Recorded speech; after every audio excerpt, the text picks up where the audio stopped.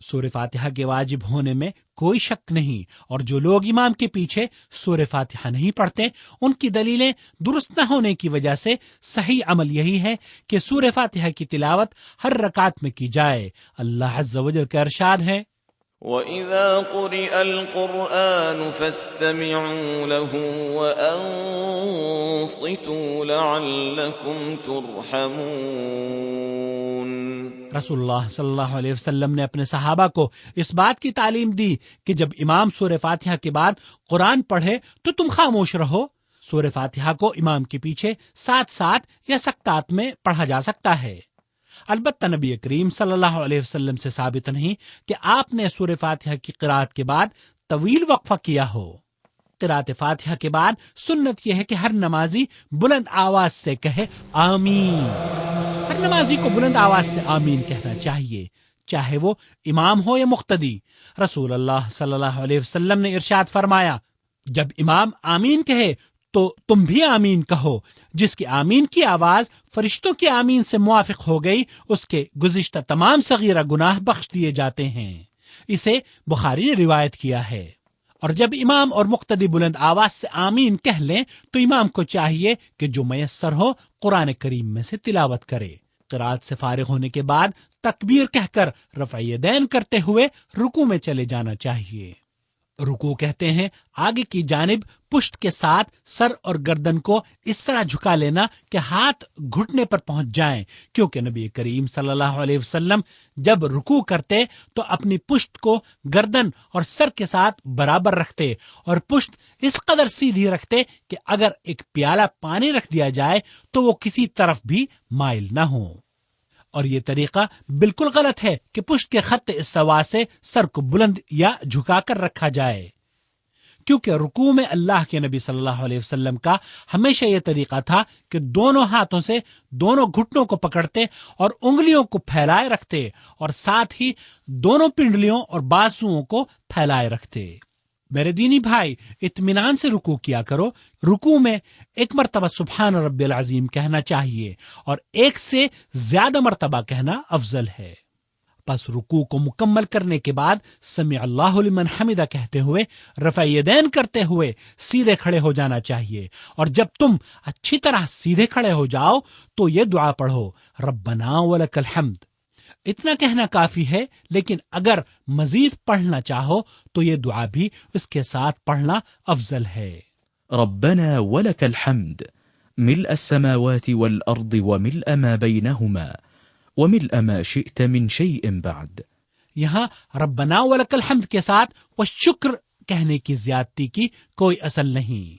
میرے دینی بھائی، رکوع سے سیدھے اعتدال کے ساتھ کھڑے ہونے کا خاص خیال رکھو، سستی اور غفلت سے بچو، کیونکہ اللہ کے نبی صلی اللہ علیہ وسلم نے فرمایا اس شخص کی نماز درست نہیں جو رکوع اور سجود میں اپنی کمر کو مکمل سیدھی نہیں رکھتا۔ لہذا جب مکمل اطمینان سے کھڑے ہو جاؤ پھر اللہ اکبر کہتے ہوئے سجدے میں چلے جاؤ۔ سجدے کی کیفیت۔ نماز میں سجدہ کہتے ہیں 7 اعضاء کو مخصوص طریقے سے زمین پر رکھنا، اور وہ 7 اعضاء یہ ہیں: پیشانی ناک کے ساتھ، دونوں ہاتھ اور دونوں گھٹنے، اور دونوں پاؤں کی انگلیاں۔ اللہ کے نبی صلی اللہ علیہ وسلم کا فرمان ہے اس شخص کی نماز نہیں ہوتی جس کی ناک زمین سے نہ لگی ہو۔ اور اسی طرح دونوں بازوؤں کو پہلوؤں سے اور دونوں رانوں کو پیٹ سے دور رکھنا چاہیے۔ سجدے میں دونوں قدموں کو ملا کر سیدھے کھڑا رکھنا چاہیے اور اپنے بازوؤں کو زمین پر نہ بچھانا چاہیے۔ یہ طریقہ غلط ہے۔ اللہ کے رسول صلی اللہ علیہ وسلم نے ارشاد فرمایا کہ سجدہ اطمینان سے کرو، اور تم میں سے کوئی شخص اپنے بازوؤں کو کتے کی طرح نہ بچھائے۔ اسے بخاری و مسلم نے روایت کیا ہے۔ واضح ہے کہ عورتوں کو بھی بازوؤں کو زمین پر نہیں بچھانا چاہیے۔ اللہ کے رسول صلی اللہ علیہ وسلم نے سجدے میں کوے کی طرح چونچ مارنے سے منع فرمایا ہے۔ لہذا سجدے میں نہایت ہی اطمینان و سکون سے تسبیح بیان کرنی چاہیے، اور کم از کم 1 مرتبہ سبحان ربی الاعلی کہنا لازم ہے، اور تسبیح کا 1 سے زیادہ مرتبہ بیان کرنا افضل عمل ہے۔ اس لیے میرے دینی بھائی، سجدے میں کثرت سے دعا کرو، کیونکہ اللہ کے رسول صلی اللہ علیہ وسلم نے فرمایا بندہ سجدے کی حالت میں اپنے رب سے سب سے زیادہ قریب ہوتا ہے۔ اسی طرح مریض کے سجدہ کرنے کے لیے کسی چیز کا بلند کر دینا تاکہ وہ اس پر سجدہ کرے غلط ہے، اس لیے کہ تکلف اور حرج میں پڑنے کی ضرورت نہیں، بلکہ ایک مسلمان پر ضروری یہ ہے کہ حرج و مشقت میں پڑے بغیر اپنی طاقت و وسعت کو مد نظر رکھتے ہوئے نماز ادا کرے جس کا وہ مکلف ہے۔ دونوں سجدوں کے درمیان بیٹھنا واجب ہے۔ نبی کریم صلی اللہ علیہ وسلم پہلے سجدے سے سر اٹھا کر نہایت آرام و اطمینان سے بیٹھتے کہ جسم کی ساری ہڈیاں اپنی جگہ پر آ جاتی، پھر دوسرا سجدہ کرتے۔ اور نبی کریم صلی اللہ علیہ وسلم دو سجدوں کے درمیان جب بیٹھتے تو اپنے بائیں کولہے پر بیٹھ جاتے اور اپنے دائیں پیر کو کھڑا رکھ کر اس کی انگلیوں کو قبلہ رخ رکھتے اور اپنے ہاتھوں کو اپنی رانوں پر اس طرح رکھتے کہ ان کا رخ قبلے کی جانب ہو، اور یہ دعا پڑھتے، رب اغفر لی۔ اور کبھی کبھی نبی کریم صلی اللہ علیہ وسلم یہ دعا بھی پڑھا کرتے تھے، اللہم اغفر لی وارحمنی واجبرنی واہدنی وارزقنی۔ میرے دینی بھائی، یہ جان لو کہ جس طرح دو سجدوں کے درمیان جلسے میں بیٹھا جاتا ہے، ٹھیک اسی طرح تشہد اولیٰ اور جلسہ استراحت میں بھی بیٹھا جاتا ہے۔ نبی کریم صلی اللہ علیہ وسلم جب نماز کی پہلی اور تیسری رکعت میں ہوتے تو دوسرے سجدے کے بعد تھوڑی دیر سیدھے بیٹھتے، پھر قیام کے لیے کھڑے ہوتے۔ اور اے میرے دینی بھائی، دونوں قدموں کو زمین پر کھڑا کر کے کولہوں کو زمین پر رکھ کر بیٹھنے سے بچو، کیونکہ نبی کریم صلی اللہ علیہ وسلم نے اس قسم کی بیٹھک کو ایقاع سے تعبیر کیا ہے اور اس سے منع فرمایا ہے، لیکن اپنے دونوں قدموں کو کھڑا کر کے اپنی ایڑیوں پر بیٹھنا سنت سے ثابت ہے۔ اسی طرح جو لوگ پیر پر پیر رکھ کر اس طرح بیٹھتے ہیں وہ لوگ غلطی کرتے ہیں۔ میرے دینی بھائی، نبی کریم صلی اللہ علیہ وسلم دوسری رکعت کے بعد پہلے تشہد میں دایاں پاؤں کھڑا رکھتے اور بائیں پر بیٹھتے، دوسرے یا آخری تشہد میں دایاں پاؤں کھڑا کر کے بائیں کو دائیں پنڈلی کے نیچے سے نکال کر بیٹھنے کو تورک کہتے ہیں، اور تورک کرنا افضل ہے۔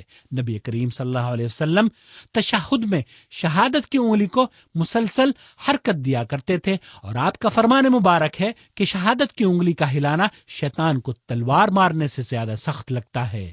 نبی کریم صلی اللہ علیہ وسلم اپنی نگاہ کو انگلی پر رکھتے تھے اور حرکت دیتے رہتے تھے اور دعا مانگتے رہتے، اور صحابہ اکرام انگلی سے اشارہ نہ کرنے پر ملامت اور نکیر فرمایا کرتے تھے۔ نبی کریم صلی اللہ علیہ وسلم کے بعد صحابہ یہ کہتے ہیں کہ اللہ کے رسول صلی اللہ علیہ وسلم ہمیں تشہد کی دعا اس طرح سے سکھایا کرتے تھے جس طرح ہمیں قرآن سکھاتے، لہذا ہم آپ کی خدمت میں تشہد کی مسنون دعا پیش کر رہے ہیں جو نبی کریم صلی اللہ علیہ وسلم نے اپنے صحابہ کو سکھلائی۔ التحيات لله والصلوات والطيبات، السلام عليك أيها النبي ورحمة الله وبركاته، السلام علينا وعلى عباد الله الصالحين، أشهد أن لا إله إلا الله وأشهد أن محمدا عبده ورسوله۔ درود شریف کا پڑھنا۔ تشہد کی دعا سے فراغت کے بعد رسول اکرم صلی اللہ علیہ وسلم درود و سلام پڑھا کرتے تھے اور اپنے صحابہ کو بھی پڑھنے کی تعلیم دیتے، لہذا ہر مسلمان کو چاہیے کہ درود ابراہیمی کو سیکھ لے اور اچھی طرح ان الفاظ کو یاد کر لے۔